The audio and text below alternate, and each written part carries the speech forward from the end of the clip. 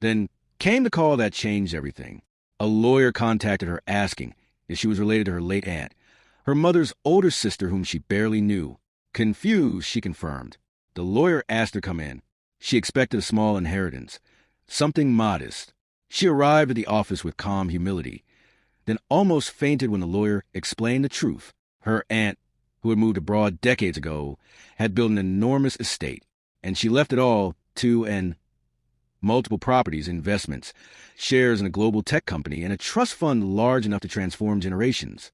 The cafe girl who once lived on tips was now, overnight, a billionaire heiress.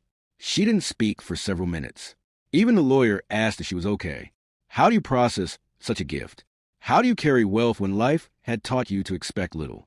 She went home in shock, sat on her bed, the same bed where she cried weeks earlier, and laughed through tears. Life was unpredictable, unfair, and magical all at once. And yet, she didn't change who she was. She didn't flaunt her new wealth. She didn't run back to show off. She continued growing her business, now with better resources. She invested wisely, expanded quietly, and began funding the education of children in her neighborhood. She became the kind of woman who lifted others because she knew what it meant to fall alone. Her reputation grew, not because she bragged, but because kindness has a way of announcing itself without words. News travels fast, especially the kind that tastes like regret. Jim heard it first from a colleague. He didn't believe it until more people confirmed. He couldn't breathe for a moment. The woman he doubted, the woman he pushed away publicly, the woman he let go, had become more successful than he had ever imagined. He replayed the night he heard her over and over, each time wishing he had chosen trust instead of suspicion. Guilt crushed him, and somewhere beneath the guilt was a deeper truth. He still loved her. Maybe he never stopped. One evening, he gathered courage and dialed her number. His hand shook. When she answered, her voice was calm, calmer than he deserved. He asked if they could meet.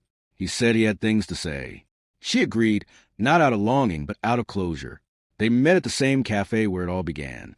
She arrived dressed simply but elegantly, carrying herself with confidence that came not from wealth but from healing. Jim stood when he saw her, pain in his eyes. He apologized, truly, deeply, the kind of apology that scrapes the soul clean. He told her he was wrong, that he let fear guide him, that he listened to people who didn't matter, that he missed her every day.